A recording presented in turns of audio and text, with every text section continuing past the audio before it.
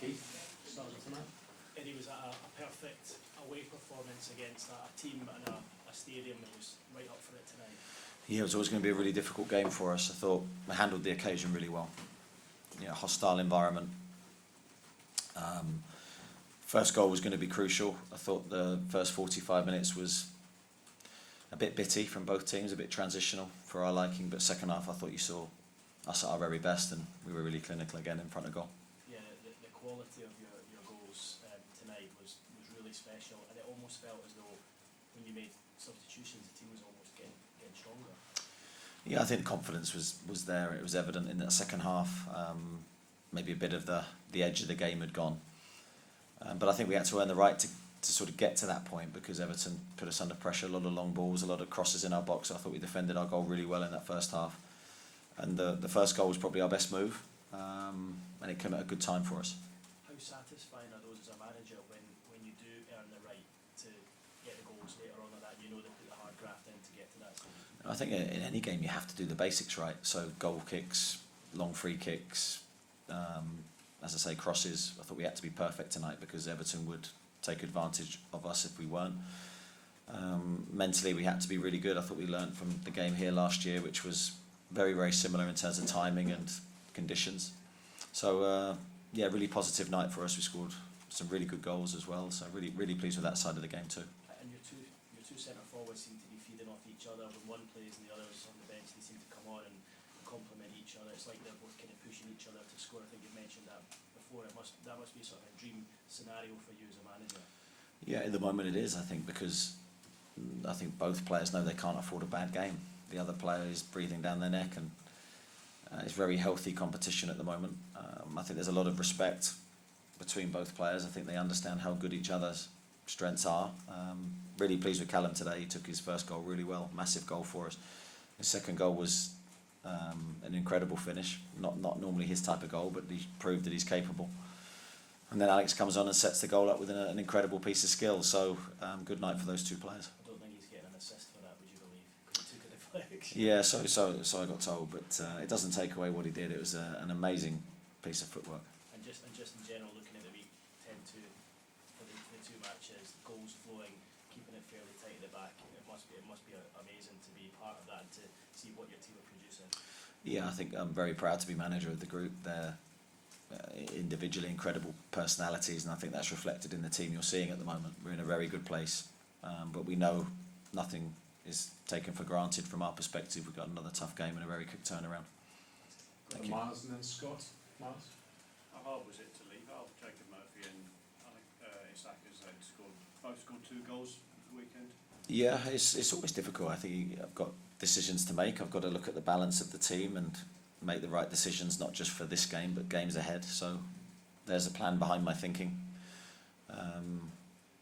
Dan Burn was a slightly different situation. He wasn't feeling too good in the build-up to the game, but Matt Targett did really well. So I think it shows the strength of the squad, and it's good to see players coming in and taking their opportunities. Scott? There's been a few games now anyway, you've scored goals in real bursts, and you've got a lot of attacking options, but you also have that intensity where when you get on top of a team, you really do turn it on. I mean, A, how good a quality is that to have, because you know that if you can hang in a game where it goes against you, you can do that to pretty much anyone. And B, is there anything specific that you do to kind of create that 10-minute burst, if you like? I think it's down to our style, to be honest. I think our style is one where we don't want to let our foot off the pedal at any stage of the game. So we play foot down, 100% intensity the whole time. We don't encourage lulls or times where we're dropping off in terms of intensity off the ball or whether looking to score on it. So there's always that drive, I think, from us to look to score at all times, and I think it's a strength at the moment. I think there's always a balance to that, but at the moment we're certainly getting the right side of it. Jordan? Mentioned it before then. Sorry, I couldn't find you. Mentioned before that the first goal, but just how crucial was that, because the world of the atmosphere here tonight, and see the atmosphere when you got that first goal to kill the atmosphere, if you like.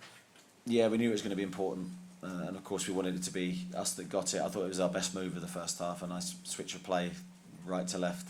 Joe Linton does really well.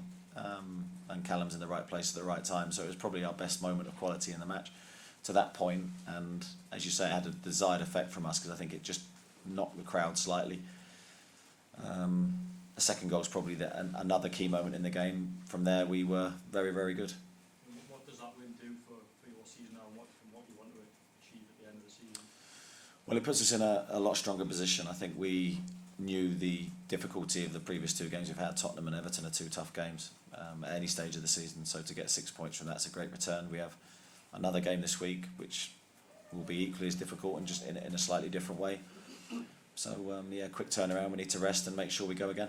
Just one short long stuff. Was there a point in that second half where you were going to take him off? It looked like there was a sort of conversation between you and Well, I couldn't work out whether he said he needed to come off or wanted to stay on. So in the end, he said he needed to come off. So fingers crossed it's not too bad.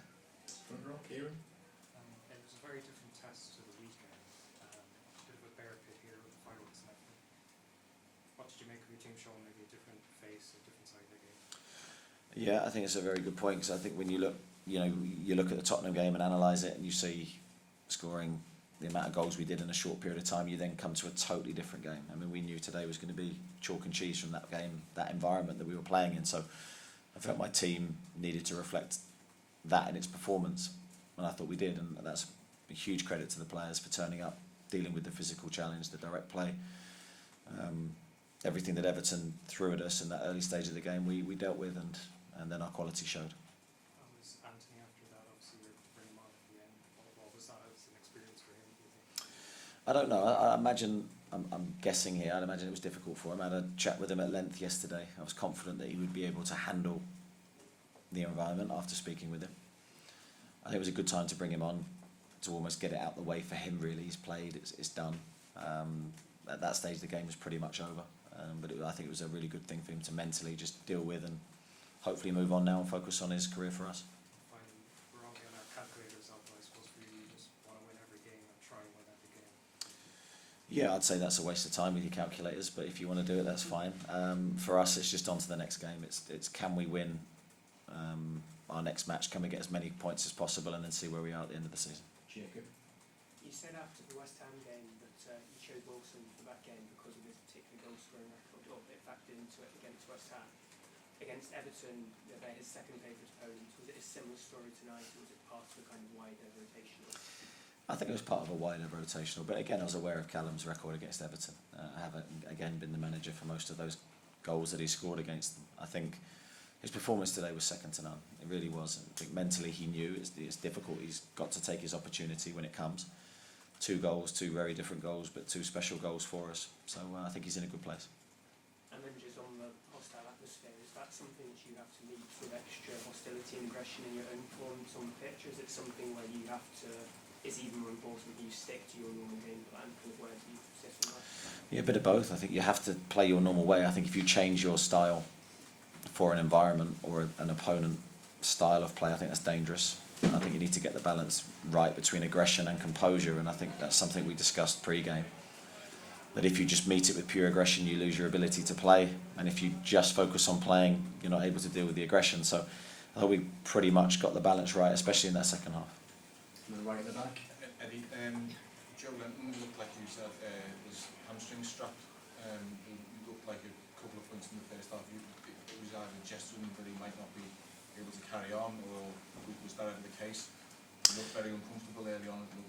Yeah, I'd say he definitely moved better in the second half. Did it cross your mind? No, he had a feeling in his hamstring pre-game, not a feeling in his hamstring, a little bit of tiredness, I think, in one of the hamstrings pre-game. But he assured me he was fine and played really well in the second half, so fingers crossed he's okay.